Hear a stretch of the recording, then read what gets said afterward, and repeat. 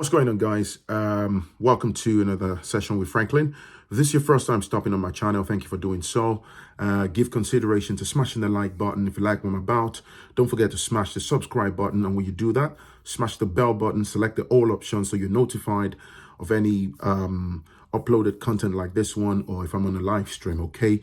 Now, I'm gonna cut the chase. So this one, somebody sent me this video clip and my mind was just blown. Okay, this is about the truckload of one of the truckload of failings in Africa and how Africa is being kept on its knees. So during a recent U.S. African summit, okay, Zambia and Congo signed a memorandum indicating a total surrender of the supply chain and production of copper and cobalt to American control.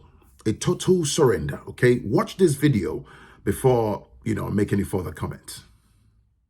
Sign or witness the signing of a memorandum of understanding in which the U.S. will support the DRC and Zambia in developing an electric vehicle value chain. I really want to commend the DRC and Zambia, their governments, for their leadership and vision in developing an electric vehicle battery council. This is the future, and it is happening in the DRC and the Zambia. DRC produces more than 70% of the world's cobalt. Zambia is the world's 6th largest copper producer, and 2nd largest cobalt producer in Africa. Global demand for critical minerals is going to skyrocket over the next decades. The plan to develop an electric battery supply chain opens the door for U.S. and like-minded investment to keep more value added in Africa. Electric vehicles help reduce carbon emissions. They support the global response to the climate crisis. This memorandum of understanding that we're about to sign signals the support by the U.S. government for what is a very important project between the two countries. Different government agencies, USAID, Commerce, the Trade and Development Agency, are exploring technical assistance for the EV supply chain. Our Exim Bank, the Development Finance Corporation, will be exploring financing and support mechanisms for investment in African electric vehicle value chains. So just so you understand, I've got my notes here. DRC, that's the Congo, right, supplies 70% of the world's cobalt. Just Congo, right, alone, 70%. That's huge. Now, some of you already know this, and I've been saying this for time. The entire parts of the world, the other parts of the world need Africa to survive. Africa doesn't need them to survive. Now, if you don't know how serious this is, now the beneficiaries of this so-called cobalt from Congo, from DRC, the beneficiaries are, you have the likes of Tesla, which they use for their so-called batteries in the fancy Tesla cars that you see in America. The Tesla, the Fords, Apple, the Apple phones, iPhone 13, 14 Pro, blah, blah, blah, blah, Apple Mac, MacBook, and whatnot, all the fancy gadgets that we pretty much use, right? And others, and also inclusive of China, okay? China is also a huge, nation that's heavily dependent on this supply. Now, what these spineless African leaders have done, and I've been saying it for time, they are basically the foot soldiers, they're the gatekeepers of the white supremacy in Africa. They're the foot soldiers who ensure that Africa remain on its knees, and they pretty much just keep signing away, selling off the resources of Africa. And if I may, I really don't want to take too much time talking in this video, but if you've been watching me for a minute, I do quite a lot of live streams, and a lot of people have contacted me and say, Phrankleen, please do more of short form videos and stuff. And I've decided I'll do more of short form content because of people's attention span, so we can have more reach. You can just cut the chase and maybe make your messages succinct and can reach more audience, hopefully. Now, I've been saying it for time, and I'm going to hit this when I talk about diasporans, especially our brothers and sisters. Now, I'm not castigating anybody. Everybody's got the right to live their life as they deem fit.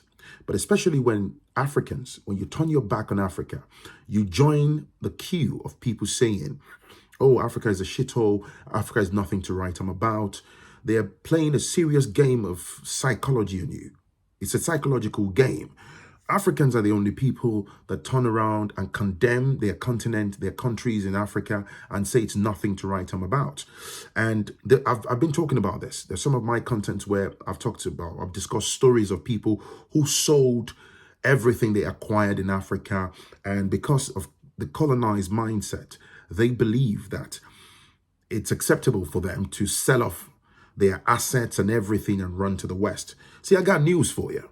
When you see things like this, you have African leaders who are spineless, the fraternized gatekeepers who sell off the entirety of a nation's resources and hand it over to the likes of the US.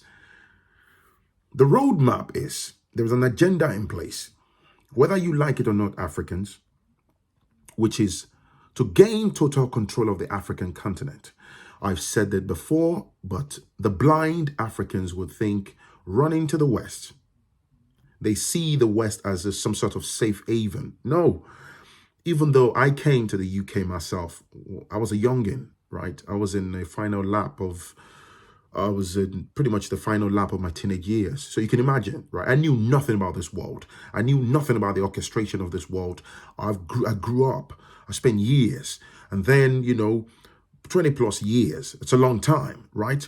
And then you get emancipated. You understand that. You understand the true orchestration of the world you live in.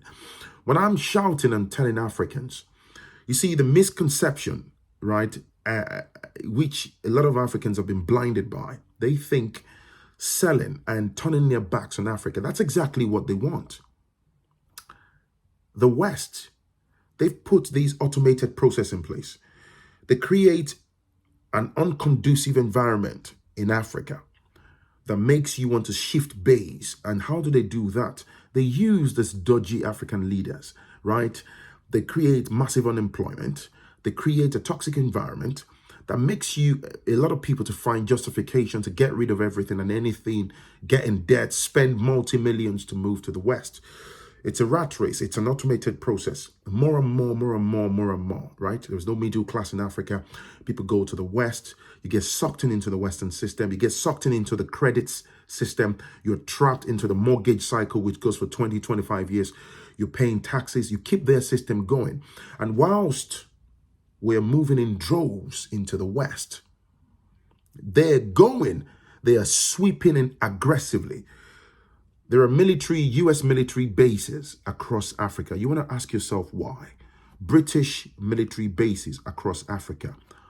There are many Francophone countries across the coast of Africa that are controlled by France. France basically suck out billions. The other day I was listening to a video on YouTube where they said France gets over $500 billion every year out of certain African countries.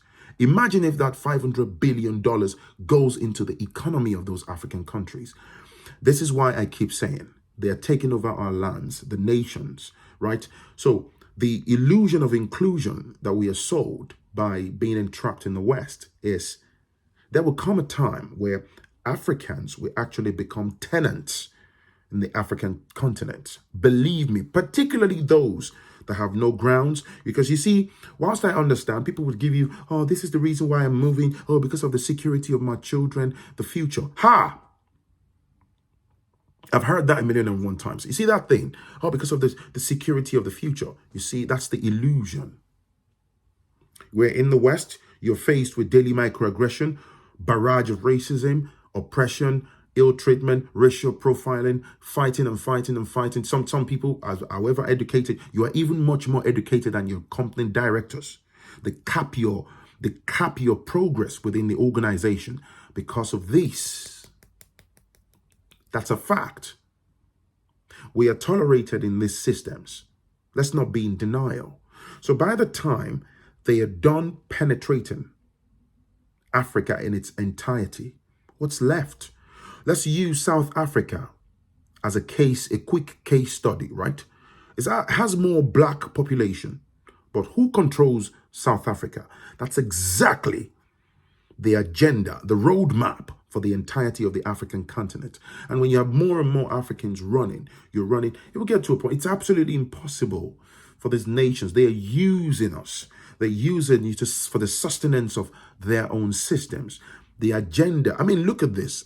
Zambia and Congo combined. They're also neck deep, I suspect, in debt to China alone, right? So it's like you think you're running away from China. You sign this devilish memorandum deals with the US. They gain a total control of your supply chain and production. Republic of Congo is one of the poorest nations in the world, yet one of the richest African nations. Do you see how that works? It's all intentional. The same thing with Nigeria. Nigeria is unbelievably blessed. When we talk about, lack of employment, this and this and this, it's all man-made. It's intentional. Look at it in 2022, the UK, they put out these visas for care workers and all that, this. If there wasn't a case of Brexit and a bunch of EU people left the UK, right? And the care industry started suffering, they wouldn't consider Africans, for those visas. But because they're starting to suffer, they decided to bring our people in. Now, somebody was saying something to me earlier on about, they're now bringing opportunities for teachers and stuff. And in Africa, any type of carrot you dangle in front of Africans is a good enough carrot. They don't want to reason. They don't want to indulge in critical thinking. They jump on it. I'm going to the land of the Savior. It passes on to the children. More and more Africans, especially the slightly older generation that have lived in the system, they are raising their own children and fine-tuning their brains. If they even try to say, Dad, Mom, I want to go to Nigeria. Don't go. There's nothing to see in there. See, it's an erosion of our bloodlines. It's an erosion of our identity, right? There's a major disconnect. They don't know their bloodline. They know nothing about their own identity, their own history. More and more damage. And there is more to come, like what's happened to Zambia and Congo. There is more to come in the African continent. The news I got for you is whether you accept what I'm saying or not, there is a roadmap. It's evident to have a total control of the African continent. And what's coming is not pleasant. If you think because you're living in the West, you're paying your mortgage, you're doing one IT job or whatever, you got a bit of, cash in your bank account. If you think that's the answer to your troubles, wait for the future. It's coming. It's coming. We are advancing into what they call a cashless society. It's coming. The idea of a cashless society is to have a total control on our finances. It's coming. It is coming. Wake up, Africa. It's been a pleasure talking to you once again. If you like what I'm about, please smash the like button, give consideration to the subscribe button. Let's keep the conversation going on below. What do you think? What can we do in the African continent? And hey, on a final note, before I forget, somebody might say, yeah, but why are these African leaders doing this? They're not just doing it. They are fraternized gatekeepers, if you understand what that means. They are fraternized gatekeepers. They must deliver. They are trapped. They must deliver. Follow me on Instagram at Phrankleen, exactly as I spelled on my YouTube channel, and I'll catch you in the very next one. Peace.